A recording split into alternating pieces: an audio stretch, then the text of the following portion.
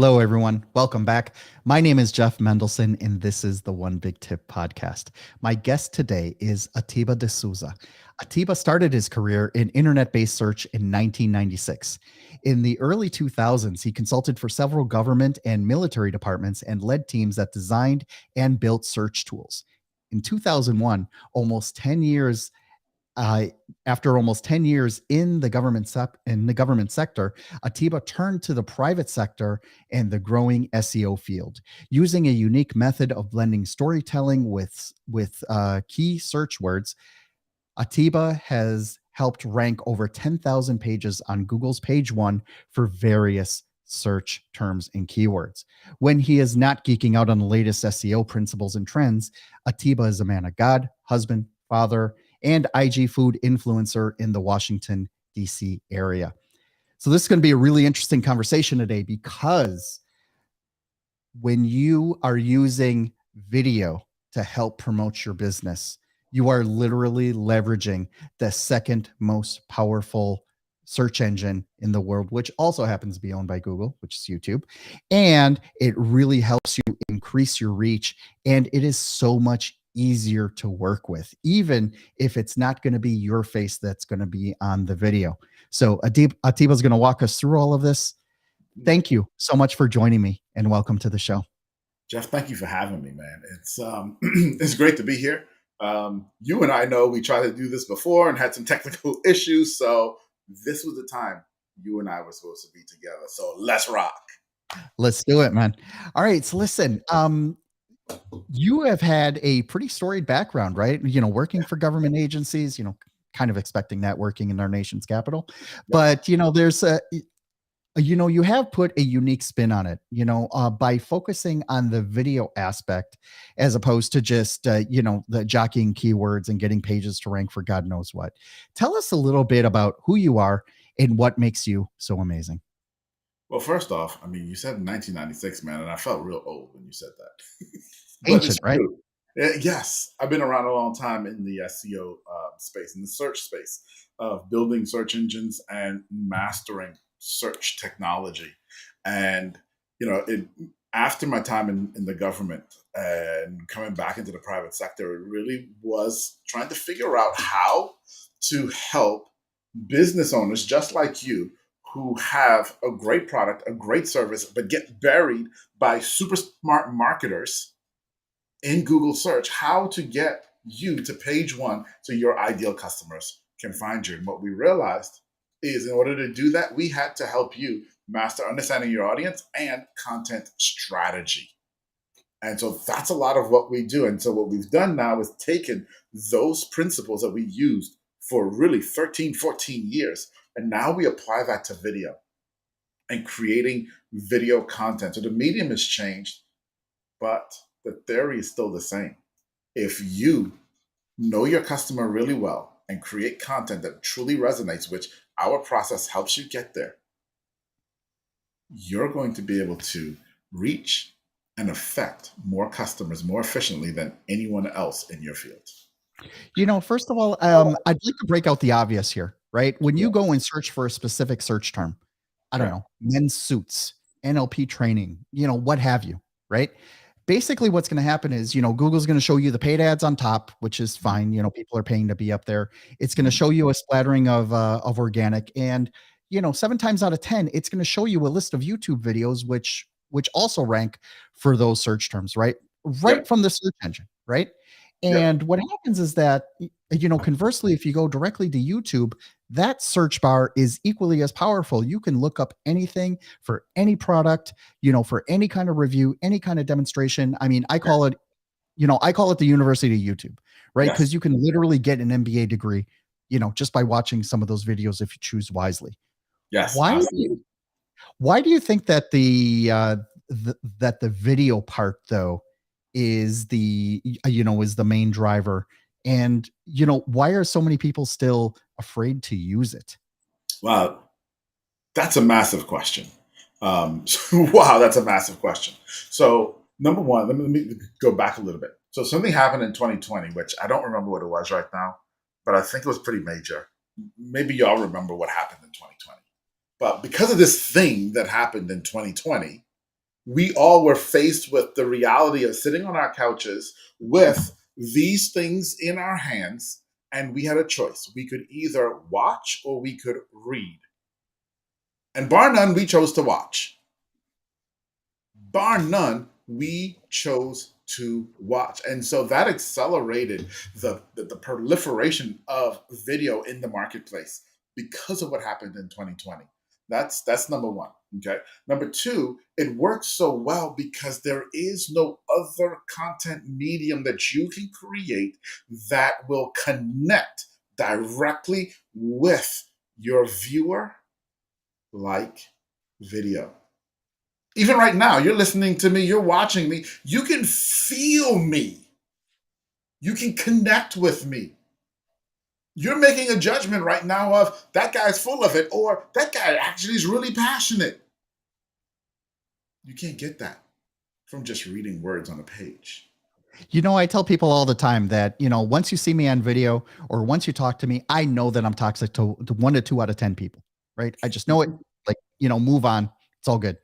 It's And all what good. happens is that, like when you are watching me on video and when you are watching me interview people and when like when you go and put this content out there, your passion comes through, comes out in Yeah. your diction, comes out in the way you talk, it comes out in the way you present and the way you interact with other people. And what happens is that it's so much easier to do that than to actually sit down and read through it, which is why, podcasting came up, relatively quickly because you can get really intimate with people just by sticking these little earbuds, and you are literally existing inside their head instead of having to like sit down on the couch, make sure no one's bothering you and, and actually reading stuff.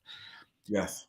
Talk to me a little bit about why you think that that this is the new way to go and not just another fad, not just something that we're going to have to, like we're going to have to learn and it's going to be good for another 2-3 years and then go away like MySpace. Wow. Okay. So first off, in 2018, I started talking about this. Okay. And I said in 2018 that video was the future of marketing.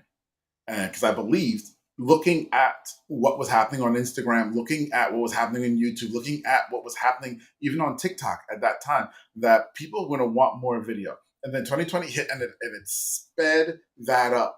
Now you're going to say, okay, that's all great and wonderful. But there are a few more things that have happened that most people don't know have happened. Or if you do know, you don't understand the significance. And today, right now, I hope that you understand the significance of a few things that have happened since 2020. Number one, Google came out, and you alluded to it just now, Jeff. Google came out and it said, hey, listen, at least 60% of our database, we want to show a video first on page one. We want video content on page one for at least 60% of our database. So Google is saying, we want more video. That's number one thing that happened. Number two major thing that happened was in order to facilitate this and some other things, Google poured $800 million into YouTube Shorts. Not YouTube as a whole, but one little section of YouTube called YouTube Shorts.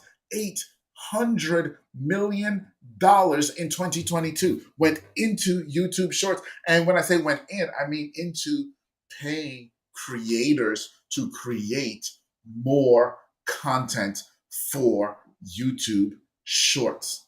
That also happened. Then this is the big one. This is the big one. And this is the one that most people, if you probably have never even heard this.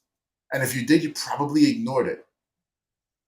TikTok decided it wanted to go from being an entertainment platform to a search engine. TikTok now wants to become a search engine. And in 2022, for the first time ever, Google was unseated as the #1 website in the world for about 5 days because of TikTok.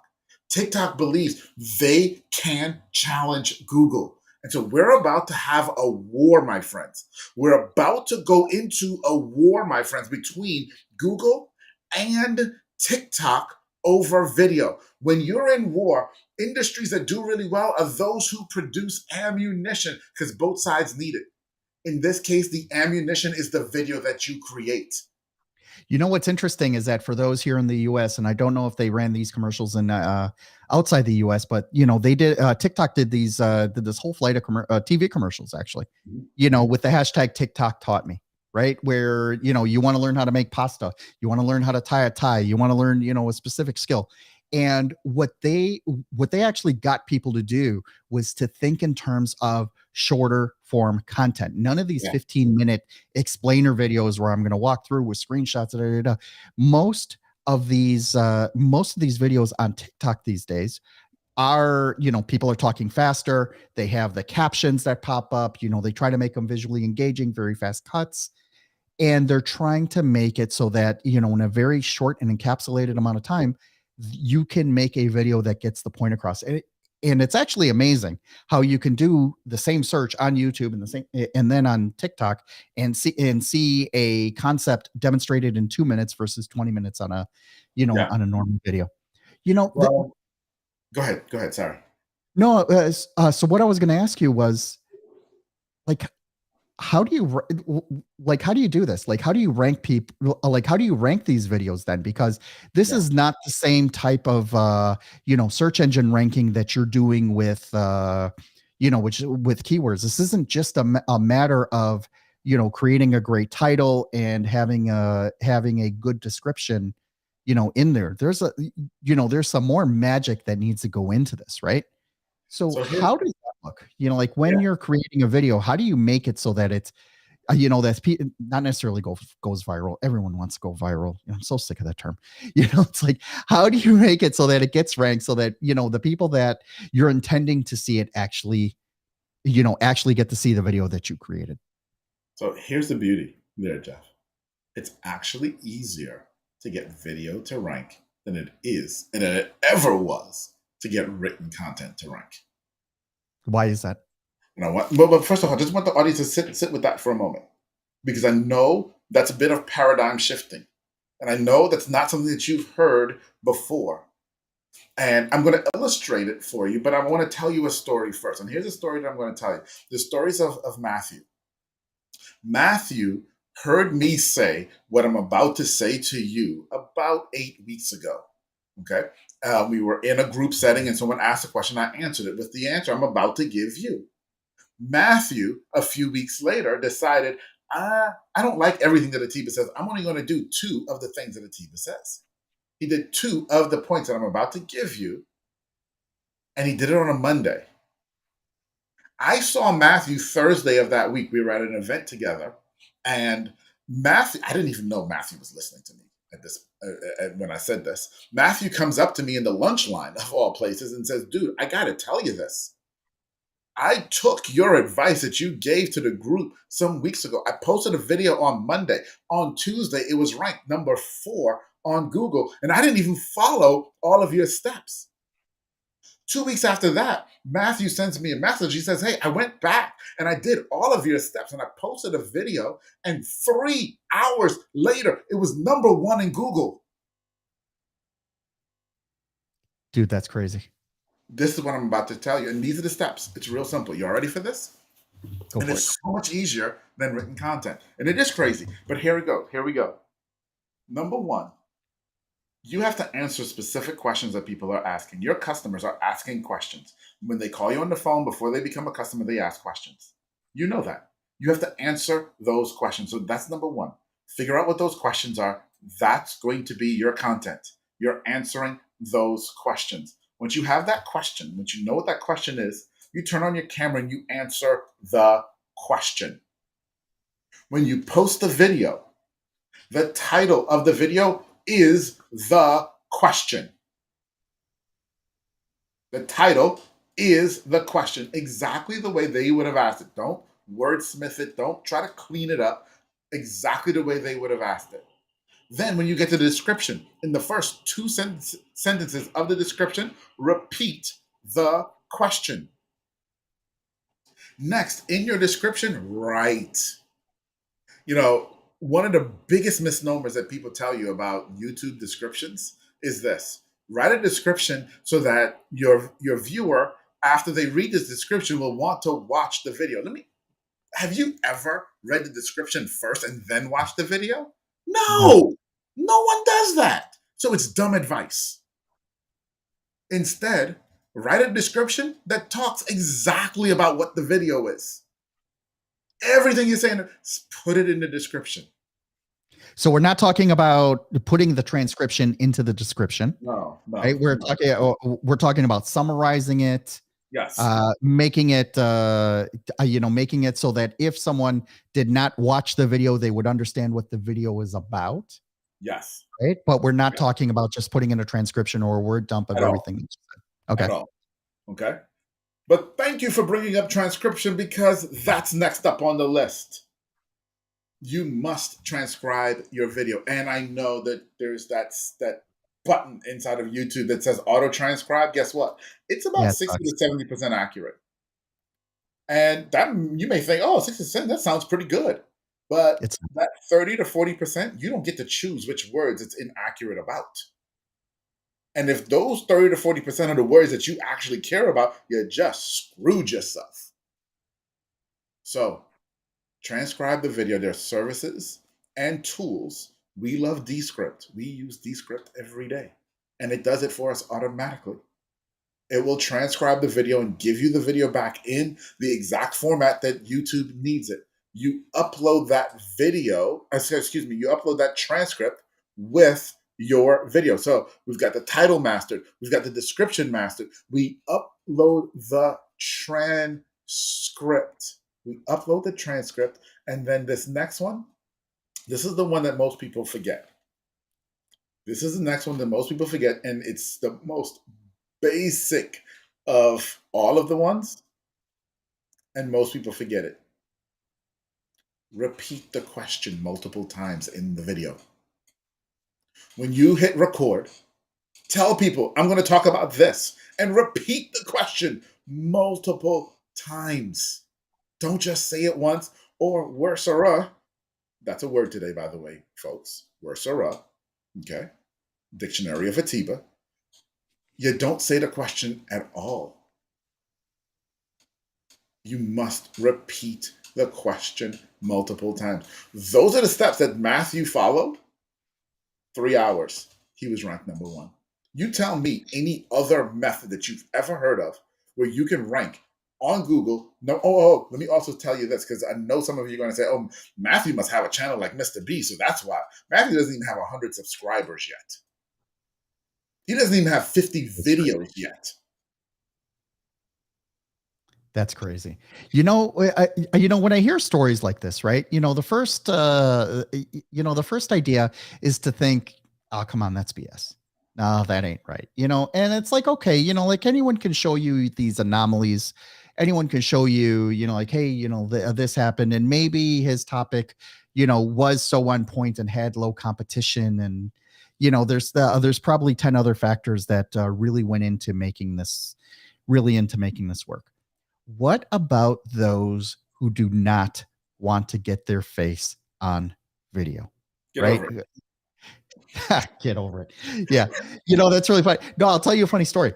When I when I was planning this podcast, right? At first I thought I was going to be a YouTuber, right? I went out and bought all the nice equipment. I'm geared up, right?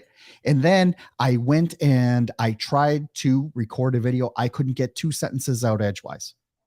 And what happened with me was, while I was trying to read off this script, which is probably the worst thing that you should be doing anyways when recording a video, the phone rang, and it turned out to be a sales call. And I forgot to hit stop on the recording, right? Yeah. Turned out that half an hour call that I recorded myself doing was the most interesting piece of tape that I recorded for myself. And that's when I realized, talking to myself, for example, just here in this, in this room where no one's bothering me and what have you, like it's really hard for me to do it, right? But get me in front of somebody, you and I can talk about this until tonight, right? Yeah. It's definitely going to do it. Now, it's very easy to say, get over yourself, Atiba, but But how do how do you actually yeah. do it?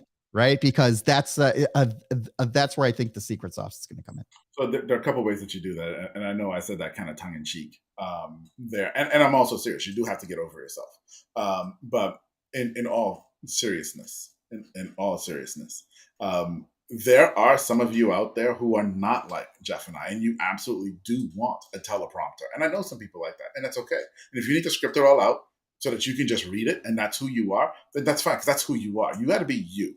Okay. Then there's some of you out there who the idea, like me, of reading a teleprompter, yeah, I'd rather pull my nails out than do something like that. And you're sitting there and you're saying, okay, so how do I deal with this? And I want to go back a bit and tell you this, that, when you work with somebody like me, one of the first things that someone like me is going to do with you is talk about who your audience is and really get an understanding of your audience and really help you become obsessed with your audience, your ideal customer. Okay. Because that's who your audience is. That's who you want to talk to. You don't want to talk to somebody who's not going to buy from you. You want to talk to your ideal customer. You don't want to talk to somebody who's going to say, yeah, I want to buy, but I don't have any money. You want to talk to your ideal customer. So we're going to help you become obsessed with your ideal customer. We're going to put a name to that ideal customer, and then you're going to talk to them on camera. I've been doing this since 2007, getting on camera. And every time I get on camera, there's still somebody on the other side, fictitious, that I'm talking to. I'm talking to them. I pretended they asked me the question, just like you said, and now I'm on a call with them and I'm answering the question. I'm talking to them. Now, if you don't have a great imagination, no problem. No problem. Then you get somebody to field the question for you. Get your spouse, get your child, get a coworker, or hire somebody like me. This is one of the big things that we do for our clients is we get on and field the questions and we ask the questions so that it's just a conversation to help you feel comfortable. And as I said when I started, get over yourself.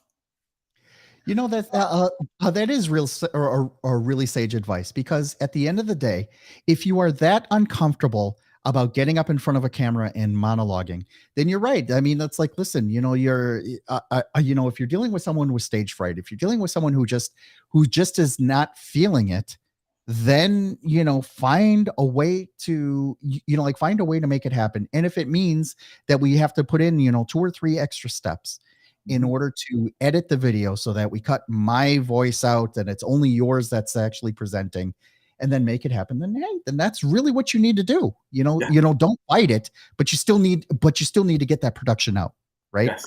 And Absolutely. that's really, and I think that's really the big thing here, is that you have to get this thing out as well as possible, or as fast as possible. Right. Now, there is something to be said, a little bit out of scope for this conversation, about headless videos, where you're just, concatenating a bunch of stock photos and talking over it and things like that. That's fine.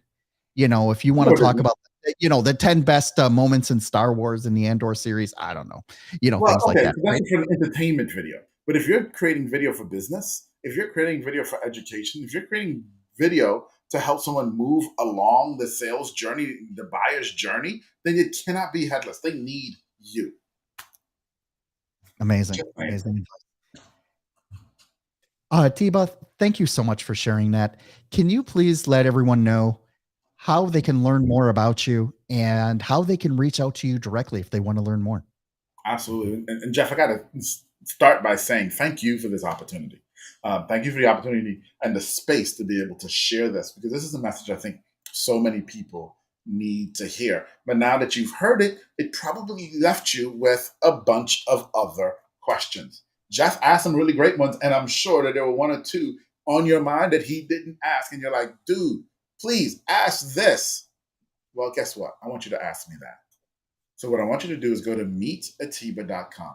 That's meet Atiba, my first name, ATI, B as in boy, A.com. That's going to take you directly to my LinkedIn. When you get there, hit the connect button, not the follow button. Hit the connect button and then send me a message. Send me a message, ask me your question. Let's talk human to human, one on one. Amazing. Atiba, thank you so much for joining me today. This was a lot of fun. I think that video is one of those things that, like you said, we do have to get over ourselves. We all have 4K cameras in the palm of our hands right now, right? And it is high time that we put them to use. So I really appreciate you breaking it down for us. Thank you for joining me today. This has been a lot of fun. It's been my pleasure. Thank you so much. Appreciate you.